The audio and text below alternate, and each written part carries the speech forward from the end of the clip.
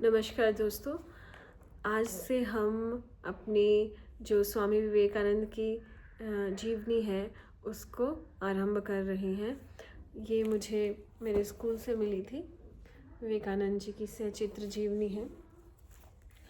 मैं आपको फ़ोटो दिखाती हूँ, ये रहा। तो इसे हम आज से शुरू कर रहे हैं। आशा करती हूँ आपको पसंद आएगी। उनका प्रारंभिक जीवन कैसा था। स्वामी विवेकानंद का पूर्वाश्रम का नाम नरेंद्रनाथ दत्त या नरेन था। कलकत्ता महासागर में सोमवार 12 जनवरी सन 1863 को एक संप्रभात एवं प्रतिष्ठित परिवार में उनका जन्म हुआ। मतलब उनके माँ बाप अमीर थे।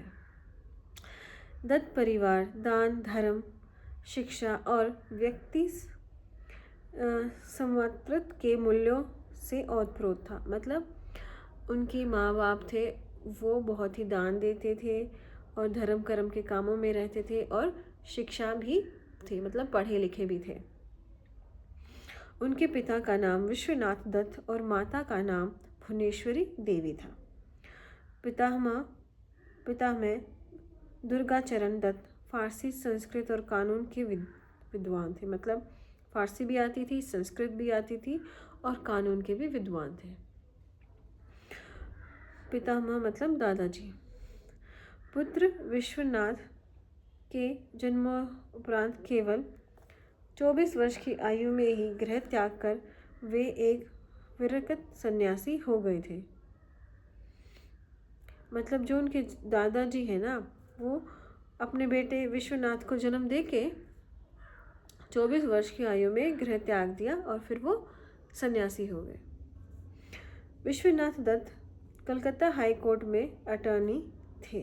फिर उनके जो पापा हैं वो कोर्ट में अटॉर्नी बन गए। अंग्रेजी और फारसी का उन्हें अच्छा ज्ञान था। मतलब उन्हें अंग्रेजी भी आती थी, तो ऑब्वियसली फिर उनको भी आ जाएगी विवेकानंद जी को। तथा फारसा शायर, हाफिज की रचनाएं वे बड़े शौक से परिवार के सदस्यों को सुनाया करते थे। मतलब शायरी भी पसंद थी और वो भी फारसी में। बाइबल और हिंदू धर्म ग्रंथों में भी उनकी गहरी रुचि थी। तो उनको इंग्लिश आती थी तो वो बाइबल भी पढ़ते थे और हिंदू धर्म ग्रंथों में भी वो रुचि रखते थे, दोनों पढ़ते थे। यद्यपि दानशीलता और पर दुखकारता उनके स्वभाव में थी और दान भी देते थे, दूसरों के दुखों को भी समझते थे। तथापि पाश्चात्य संस्कृति से प्रभावित होने के कारण धार्मिक सामाजिक विषयों में वे बुद्धिवादी तथा प्रगतिशील थे। और जो पाश्चात्य संस्कृति है वेस्टर्न कल्चर है, उससे भी वो काफ़ी प्रभावित थे। भुवनेश्वरी देवी अभिजात व्यक्तित्व संपन्न, निपुण और धर्मनिष्ठ महिला थी। मतलब उनकी माँ भी बहुत टैलेंटेड थी और धर्म कर्म के कामों में निष्ठुर रहती थी, लगी रहती थी। यद्यपि उनकी कन्याएं तो थी, पर पुत्र प्राप्ति की तीव्र इच्छा के कारण उन्होंने वाराणसी में अपने एक संबंधी को विश्वेश्वर शिव की विशेष पूजा की व्यवस्था करने के लिए कहा। मतलब जो भुवनेश्वरी देवी जी हैं, विवेकानंद जी की मम्मी, उनकी पहले सिर्फ पुत्रियां थी, तो उन्हें पुत्र की प्राप्ति की भी इच्छा जागी। जनश्रुति है कि भगवान शिव ने भुवनेश्वरी देवी को उनके पुत्र के रूप में जन्म लेने का स्वप्न में वरदान दिया। तो वो शिव जी की इतनी बड़ी भक्ति कि शिव जी ने उन्हें सपने में आके ये कहा कि मैं तुम्हारे पुत्र की तरह जन्म लूँगा। मुझे भी एक बार शिव जी का बहुत सुंदर सपना आया था। मेरा आज तक का मतलब सबसे सुंदर सपना था वो। दर्शन दिए थे उन्होंने मुझे सपने में। नरेंद्रनाथ, इसके कुछ दिनों पश्चात नरेंद्रनाथ का जन्म हुआ। मतलब विवेकानंद जी का जन्म हो गया। उसके बाद नरेंद्रनाथ के देहांत के पश्चात अग्रज स्वर्णमयी देवी तथा अनुज महेंद्रनाथ और भूपेंद्रनाथ बचे। फिर उनके जो बाद में उनकी छोटी स्वर्णी देवी उनकी बहन और 2 भाई और हुए, महेंद्रनाथ और भूपेंद्रनाथ बच गए थे, बड़े भाई सॉरी। दोनों भाई गुणवान थे और अविवाहित रहे। दोनों भाइयों ने कभी भी विवाह नहीं किया। महेंद्रनाथ सन्यासी तुल्य रहे और इस शताब्दी के प्रारंभ में बंगला में होने वाले क्रांतिकारी गतिविधियों में उन्होंने भाग लिया था। मतलब आज़ादी के लिए भी बहुत लड़े थे। बाल्यावस्था में नरेंद्रनाथ एक चंचल प्रकृति के विनोद प्रिय बालक थे। मतलब चंचल थे बचपन में तो नरेंद्रनाथ स्वामी विवेकानंद जी, पर आध्यात्मिक विषयों के प्रति उनका अद्भुत आकर्षण था। मतलब आध्यात्मिकता में, स्पिरिचुअलिटी में उनकी पहले से ही रुचि थी। राम, सीता, शिव आदि देव विग्रहों पर ध्यान केंद्रित करने का खेल वे प्राय खेला करते थे। मतलब ऐसे ऐसे खेल खेलते थे जिसमें आध्यात्मिकता जुड़ी हुई थी। माँ द्वारा सुनाई गई रामायण तथा और महाभारत की कहानियों ने उन पर अमिट छाप डाली। लेकिन आजकल हम क्या करते हैं, हम अपने बच्चों को रामायण और महाभारत की कहानियाँ नहीं सुनाते और फिर सोचते हैं कि हमारे पुत्र स्वामी विवेकानंद जी जैसे क्यों नहीं हो रहे हैं। सोचिए आप, कितनी गलत बात है। साहस पर दुखकारता और भ्रमणशील सन्यासी जीवन के प्रति तीव्र आकर्षण उनका सहज स्वभाव था। प्रत्येक बात में निजी अनुभव का उनका आग्रह बाल्यावस्था से ही था। इन्हीं गुणों के साथ एक अदम्य तरुण के रूप में उनका विकास हुआ और धीरे धीरे वो फिर जवान हो गए। उनकी माँ का फोटो दिखाती हूँ मैं आपको। ये उनकी माँ का फोटो है भुवनेश्वरी देवी। बॉस्टन में स्वामी जी द्वारा दिए गए भारतीय नारी का आदर्श भाषण का अंश उद्धृत करते हुए श्रीमती ओली बुल ने लिखा है। जब स्वामी जी ने बॉस्टन में एक भाषण दिया जिसका शीर्षक था भारतीय नारी का आदर्श, उसी में से कुछ अंश मैं आपको सुना रही हूँ।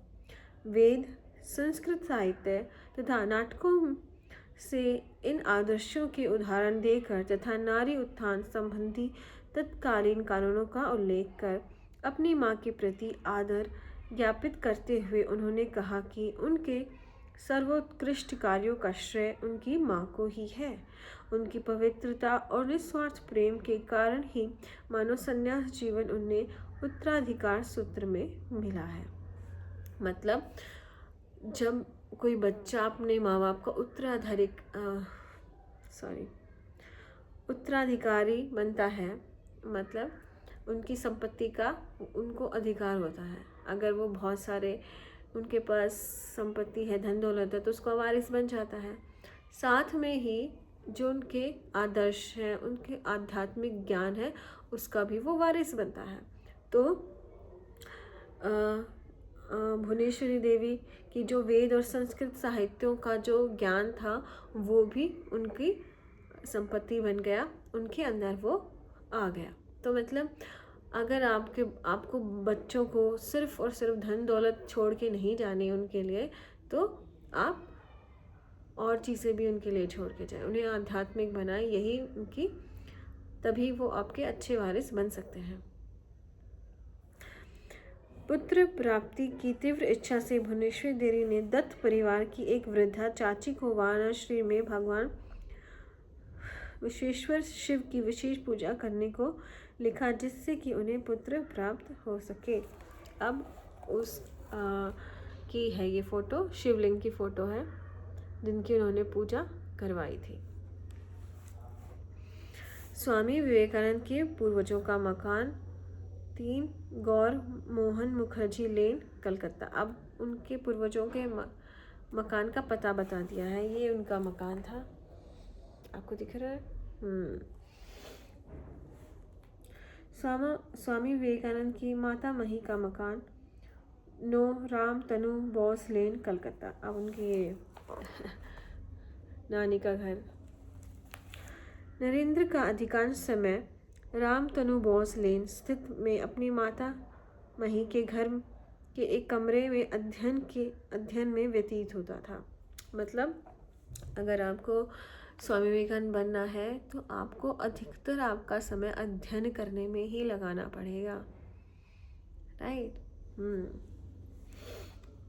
नरेंद्र की लंबी अनुपस्थिति से व्यथित हो श्री रामकृष्ण एक दिन वहां आए और तथा नरेंद्र को सीढ़ी पर देखकर भावविह्वल स्वर में पूछा, तू वहाँ क्यों नहीं आता? तत्पश्चात उन्होंने नरेंद्र को मिठाई दी और गाना सुनाने को कहा। नरेंद्र ने कहा, जागो माँ कुल कुल कुंडलिनी जागो। मतलब श्री कृष्ण जो उनके गुरु थे वो जब उनके आश्रम में नहीं आते थे तो वो इतने दुखी हो जाते थे कि उनके घर पहुंच जाते थे और उनको बोलते थे तुम क्यों नहीं आए, और फिर उसे मिठाई देते थे और बोलते थे चलो भजन सुनाओ। तो वो कौन सा भजन सुनाते थे?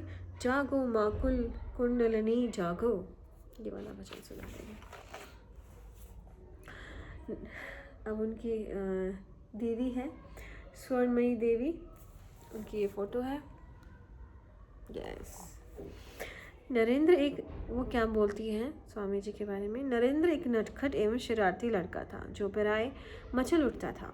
वह अपनी बहनों को परेशान किया करता था और जब वे उसे पकड़ने दौड़ती तो वह खुली नाली में उतर पड़ता और शैतानी से मुस्कुराता तथा उनकी ओर मुंह बनाता, क्योंकि वह जानता था कि वे उसे नाली में नहीं पकड़ेंगे।